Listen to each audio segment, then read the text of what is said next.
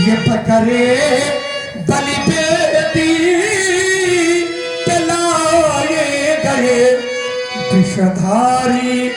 विषधारी, विषधारी माने सांप। विषधारी को दूध पियाया गया। नागपंचमी विषधारी को दूध पिलाया गया, लेकिन किचुए कटिए में फंसाए गए। कभी टेढ़े वृक्ष न काटे गए, कभी टेढ़े वृक्ष न काटे गए, सदा सीधे पर आरे चलाए गए। बलवान बलवान बलवान का पाल न पाता हुआ, सदा निर्बल ये तीनों सताए गए। सिंहो कबाल न बाका हुआ, बकरे बलदेवी पलाजे गजे। लेकिन उसका समावेश इतना बढ़िया है, सिंहों को सवारी बनाया गया। माता पार्वती ने क्या बढ़िया स्थान दिया है, सिंहों को सवारी बनाया गया, पर बकरे शीशे लगाए गए। राजा दक्ष के सिर में बकरे का सर लगाया गया। स्थान है, तुम कहते हो बलवेदी पर चढ़ाए जाते हैं, पर बकरे शीशे लगाए गए। विषधारी विषधारी को सदा हाथ छेद गया, पर किचुए स्वर्ग पठाए गए। उनको स्थान कहाँ मिला? स्वर्ग में मिला। टेढ़े वृक्ष काट गए। तुमने कहा टेढ़े जो होते हैं वो सीधे वृक्ष ये काटे गए। तो जहां तक हमारा मानना है, टेढ़े वृक्ष ये पाट गए, पर टेढ़े सदा ही जलाए गए। क्यों? आजकल तो देखते हो सीधे वाले लोग अपनी छत में रख लेते हैं और टेढ़े वाले आपने कहा सिंह को सवारी बनाया गया। देखो महाराज, भगवान माता पार्वती इन पर मेरा कोई तर्क नहीं है। अब सिंह पर, सिंह माता का वाहन है, तो माता के पास सिंह है तो सिंह ठीक है, लेकिन वही अगर सिंह जंगल वाला हो जाए तब, तो इसमें उस स्थान की विशेषता है, इसमें सिंह की विशेषता नहीं है। सिंह की विशेषता नहीं है, ये स्थान का महत्व है कि विरोधी पक्ष होते होते हुए भी शंकर जी के दरबार में सभी साथ में मिल करके रहते हैं। जैसे उदाहरण दे रहा हूं, चूहा और सांप। चूहा है गणेश जी का वाहन और सांप है भोले बाबा की गले की शोभा। और चूहा सांप क्या है? 36 का आंकड़ा है, लेकिन वहां पर कभी नहीं सुना होगा कि चूहे मतलब गणेश जी के वाहन पर शंकर जी के सांप ने आक्रमण कर दिया। सुना है कभी? मयूर, मयूर माने मोर। मोर किसका वाहन है? कार्तिकेय भगवान का, गणेश जी के भाई, शंकर जी के बेटे गणेश जी और कार्तिकेय जी। तो कार्तिकेय का जी का वाहन है मोर, गरुड़। और शंकर जी का जनेऊ का है, सांपों का। और सांप और मोर गरुड़ की कहा है 36 की लेकिन उन पर कोई नहीं लड़ता है। और मान लो सांप और गरुड़ को शंकर जी के स्थान से हटा के को दूसरी जगह मिल जाए, तब शेर मान लो शंकर जी के स्थान से पार्वती जी के स्थान से हटा के कहूँ दूसरी जगह मिल जाए, तब क्या करी? दया करी का? दया न करी, फाट डारी। समझो तो ये सिंह का प्रभाव नहीं है, ये शंकर जी का प्रभाव है कि बैर भाव होते हुए भी विचरण ही सब संगा, सब साथ में विचरण करते हैं, क्योंकि शंकर जी है। इसलिए शंकर जी भगवान है। बाकी नियम यही है कि सिंहों का कभी बलिदान नहीं हुआ है, लेकिन बकरे हमेशा बलिवेदी पर लाए गए हैं। टेढ़े वृक्ष कभी नहीं काटे जाते रहे, लेकिन सीधे पर आरे हमेशा। बलवान का कोई कुछ नहीं कर पाता है, लेकिन जो दीन दुखी होता है उसको ही सताया जाता है। और तभी तो भगवान का अवतार इस धराधाम पर होता है ना। विप्रधेनु सुरसंत हित लीन मनुज अवतार। बिना संघर्ष के व्यास जी कुछ नहीं होता है। और संघर्ष प्रत्येक व्यक्ति के जीवन का अमूल्य अंग है, क्योंकि बिना संघर्ष के जय जयकार नहीं होती। क्योंकि पिता और पूर्वजों की संपत्ति से तुम धनाढ्य बन सकते हो, लेकिन आत्म सुख तभी मिलेगा जब तुम अपने परिश्रम से धनाढ्य बनोगे, है ना। तो आइए, 4 पंक्तियां सभा के बीच में प्रस्तुत है।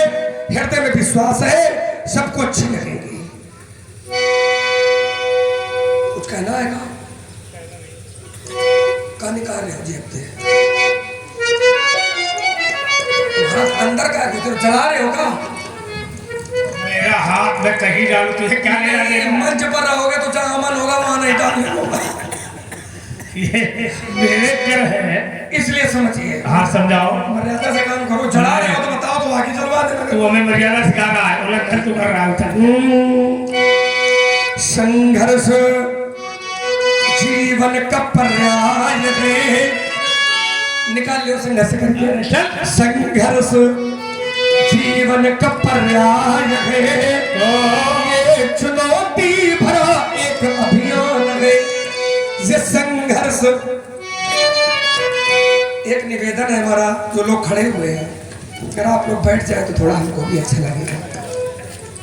हृदय करें, क्योंकि भैया ने थोड़ा संकेत दिया कि 9 तक, तो 9 तक खड़े खड़े तो नहीं हो पाएगा, है ना। आप लोग बैठ जाओ तो पूरा प्रयास रहेगा, है ना। क्योंकि भगवान की लीला है, कपड़ों को न डिराओ, है ना। 4 दिन बाद फिर न बैठेगा को कहीं बैठा, है ना। 4 दिन बाद जहां मन आवे हम बैठाओ, और जहां मन आवे हुई पबर जा। क्योंकि नर कपरन को डरता है।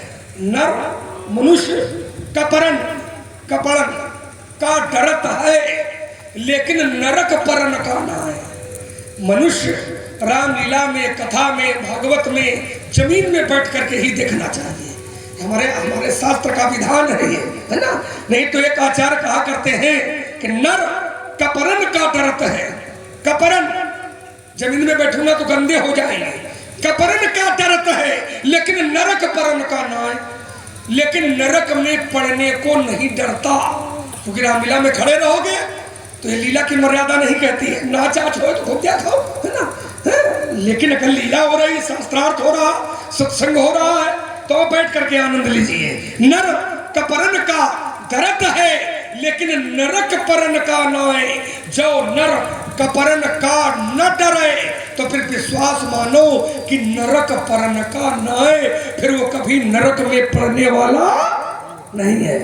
इसलिए मेरी 4 पंक्तियां कहती है व्यासी, संघर्ष जीवन का पर्याय है, ये चुनौती भरा एक अभियान है।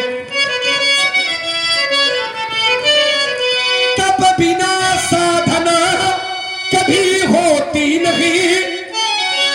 आज का मनुष्य तपस्या करना नहीं चाहता, लेकिन सिद्धि मिल जाए इसके लिए वो प्रयत्नशील रहता है। लेकिन मेरा कहना है कि तप बिना साधना कभी होती नहीं, तप बिना साधना कभी होती नहीं, और साधना से बिना मुक्ति मिलती नहीं। तप बिना साधना दीप आशा जलाए, दीप आशा जलाए, जब वो रात दिन, दो प्रकार के लोग होते हैं, एक आशावादी, दूसरे निराशावादी। आशावादी मैं सब कुछ कर सकता हूं, निराशावादी ये हमसे ना हो पाएगा, तो ये हमसे ना हो पाएगा, ये वाला जीवन नहीं जीना है। मैं सब कुछ कर सकता हूं, ये वाला जीवन जीना है, और मैं सब कुछ कर सकता हूं। अगर ये वाला जीवन जियोगे तो विश्वास मानो नहीं सब कुछ, तो उतना तो कर ले जाओगे जिसमें तुम्हारा और तुम्हारे परिवार का नाम हो जाएगा। इसका जीता जागता प्रमाण है। रस्सी कोमल होती है, पत्थर कठोर होता है, लेकिन रस्सी भी जब पत्थर से संघर्ष करती है तो पत्थर पर भी अपना निशान बना देती है। इसलिए मेरा कहना है कि दीप आशा जलाए, रहो रात दिन। वही है नकारात्मक और सकारात्मक। तो नकारात्मक जीवन न जीना कोई, क्योंकि नकारात्मक जीवन जीने वाला कभी कभी उसका कदम आत्महत्या की ओर भी बढ़ जाता है। कहते ना, जैसे शरीर भी है और स्वास्थ्य हमारा सही नहीं रहता है, तो ये न सोचो कि हम सही नहीं होंगे, ये है नकारात्मक। स्वास्थ्य कितना भी खराब हो, ये किसी को नहीं सोचना है कि मैं सही नहीं होऊंगा ना, क्योंकि अगर ये नकारात्मक जीवन जियोगे तो अगर तुम 3 साल जिंदा रहना चाहते होगे तो साले भर में निपट जाओगे। इसलिए नकारात्मक जीवन नहीं जीना है, सकारात्मक जीना है कि अभी क्या, अभी मैं ठीक होऊंगा। अगर इस विचार से तुम अपना उपचार करवाओगे तो मेरा विश्वास है तुम्हारे स्वास्थ्य में भी लाभ मिलेगा, क्योंकि सकारात्मक जीवन जीना यह मनुष्य का अधिकार होता है, नकारात्मक नहीं। इसीलिए कहता हूं कि दीप आशा जलाए, दीप आशा जलाए, रहो रात दिन। अब किसान देखो, आप लोग को शक है, और आप लोगों के अभी थोड़ी थोड़ी भूमि ऊसर होती होगी, और अगर अपने खेत के बीच में कोई ऊसर थोड़ा बहुत एक छोटा सा टुकड़ा कोई है तो उसके लिए क्या करते हो? क्या उसको छोड़ देते हो क्या? ना, उस ऊसर भूमि को भी उपजाऊ भूमि कैसे बनानी है इसके लिए उर्वरक शक्ति हम डालते हैं। क्यों? क्योंकि ये भूमि ऊसर है, इसको उपजाऊ बनानी है। और अगर ऊसर है, ये बना रहने तो ये पैदा नहीं होगा इसमें, तो ये नकारात्मक है। लेकिन उर्वरक शक्ति डाल करके उसको उपजाऊ भूमि बनाना ये सकारात्मक है। तो सकारात्मक जीवन जीना है। इसलिए कहता हूं कि दीप आशा जलाए, रहो रात दिन। तो ये मरुभूमि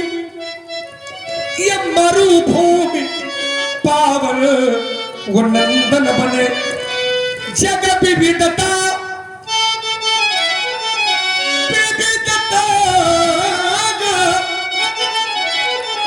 भरा एक महासिंधु है, जग विविधता। विविधता कभी भी एक शकल का दूसरा व्यक्ति नहीं मिलेगा। ध्यान देना, यही तो भगवान का साचा है, जिसकी एक बार शकल निर्माण कर दी, उस शकल का, उस स्वरूप का दूसरा व्यक्ति दुनिया घूमिया जल्दी जल्दी दिखाई नहीं पड़ेगा। तभी तो कहता हूं कि जग विविधता भरा एक महासिंधु है। एक ये भाव है, और दूसरा शास्त्र का भी है, जड़ चेतन गुण दोष में विश्व कीन करतार। जड़ है, चेतन है, गुण है, दोष है, हानि है, लाभ है, जीवन है, मरण है, यश है, अपयश है, दिन है, रात है, साधु है, असाधु है, सज्जन है, दुर्जन है, अच्छे हैं, बुरे हैं, रामलीला देखने वाले हैं तो नाचो देखने वाले हैं। जग विविधता भरा एक महासिंधु है, सत्य साहस मुनि एक जलयान है, ये संघर्ष जीवन का पर्याय है, ये चुनौती भरा एक अभियान। संघर्ष जीवन का पर्याय है, यह चुनौती भरा एक अभियान है। नकारात्मक और सकारात्मक सुमति कुमति सबके उड़रहन, सुमति और कुमति सबके हृदय में वास करती है। पर अच्छे लोग जो होते हैं वो सुमत से काम लेते हैं और मूर्ख व्यक्ति जो होते हैं वो कुमत से काम लेते हैं। इसलिए तो आचार्य कहते हैं कि जहां सुमति तहां संपत्ति नाना और जहां कुमति तहां विपत्ति निधाना। तो ये निश्चय लक्ष्मण ने अपनी बुद्धि से एक उत्तर किया। लक्ष्मण ने कहा कि हाँ, शंकर जी के गले में पड़ा हुआ सांप और भगवान गणेश का चूहा जो वाहन है, अगर ये जंगल में भी जाएंगे तो सांप चूहे को खा जाएगा। शेर को यदि बैल मिल जाएगा तो जंगल में वो खा जाएगा। विचार करना। लेकिन शंकर जी के सानिध्य में ये रहते हैं, अर्थात शंकर जी के प्रति ये समर्पित है।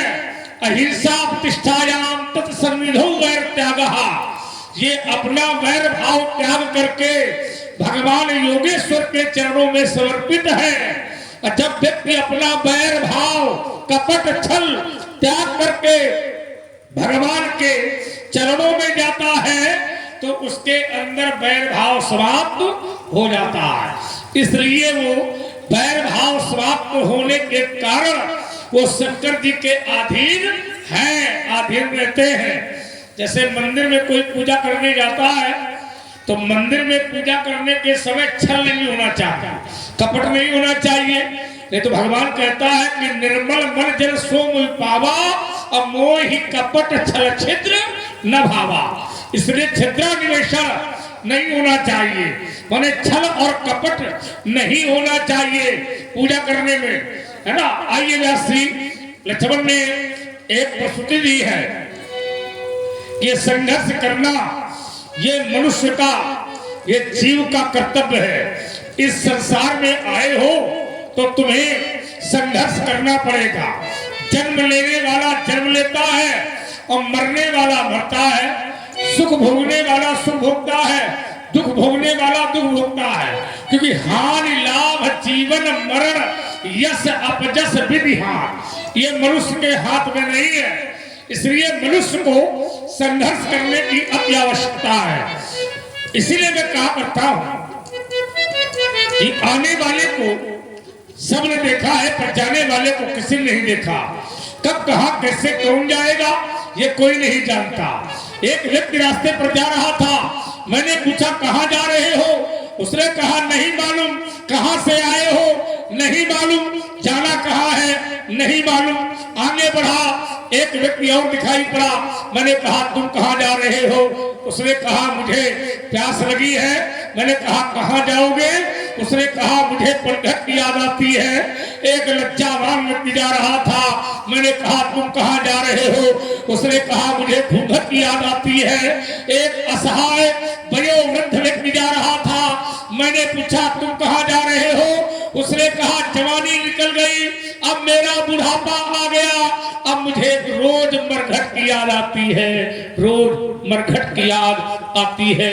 मैं उसी नदी के किनारे पहुंचा जहां वो प्यासा व्यक्ति पानी पी रहा था।